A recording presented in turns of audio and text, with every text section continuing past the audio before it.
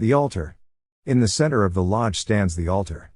It should be cubical in shape, and about 3 feet in height, and it should have horns at each corner to suggest, in light of a hoary usage, that it is a place of refuge. On the east, the south, and the west should be placed one of the representatives of the 3 lesser lights, but never on the north, for that is the place of darkness. On its top, in due arrangement, should lie the 3 grand lights. Thus arranged it may well be considered the most important article of furniture in a lodge room, and the ground whereon it stands is the most holy place.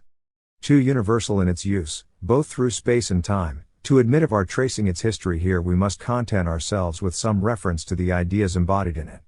To this end let us remember, here and everywhere, that the Masonic life is not that which occurs in the lodge rooms alone, for that is but its allegorical picture, its tracing board. But it is that which a Mason should do and be in all circumstances, under the inspiration of the fraternity and its teachings.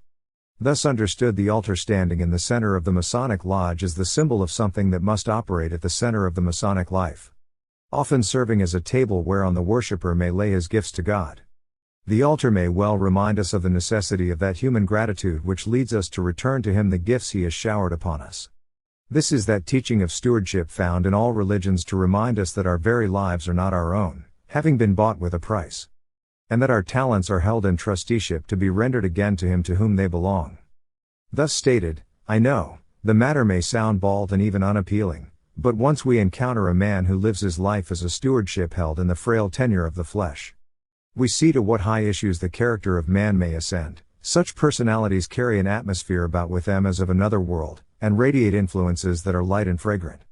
Surely, a man who denied this in his practices can never serve as a living building stone in Masonry's temple. In its proper sense also the altar serves as a sanctuary, a place of refuge, and this too has much to tell us, though I am aware of the dangers of moralizing.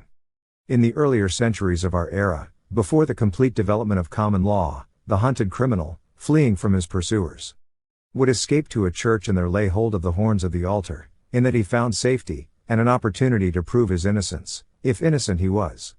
Out of this arose the beautiful customs of sanctuary, the chivalrous unselfish harboring of the weak, the sorrowful, and the afflicted. Is there not a sanctuary in Masonry?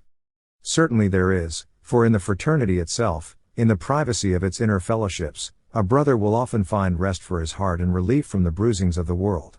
And a man is no true Mason in whose nature there is not at least one inner chamber in which the weary may find rest and the weak may have protection. More than a table for gifts and a place of sanctuary, the altar has from of old served as the station of sacrifice, and this usage also is recognized in our symbolism. For therein we are taught that the human in us, our appetites, our passions, yea our life itself if need be, must be laid down in the service of man and the glory of God. How otherwise could Masonry remain Masonry if it is the subjugation of the human that is in man, by the divine? Of the altar as a place of prayer we have already spoken, but in this connection we may well ponder a paragraph from Dr. J.F. Newton, composed of those lucid sentences of which he is a master. Thus by a necessity of his nature man is ever a seeker after God, touched at times with a strange sadness and longing, and laying aside his tools to look out over the far horizon. Whatever else he may have been, vile, tyrannous, vindictive, the story of his long search after God is enough to prove that he is not wholly base. Rites horrible, and even cruel, may have been a part of his early ritual, but if the history of past ages had left us nothing but the memory of a race at prayer, they would have left us rich. And so, following the good custom of the great ones of former ages, we gather at our altar lifting up hands in prayer, moved thereto by the ancient need and aspiration of our humanity. Like the man who walked in the gray years of old, our need is for God, the living God, whose presence hallows all our mortal life, even to its last ineffable homeward sigh which men call death. Excerpt from Symbolical Masonry H. L. Haywood.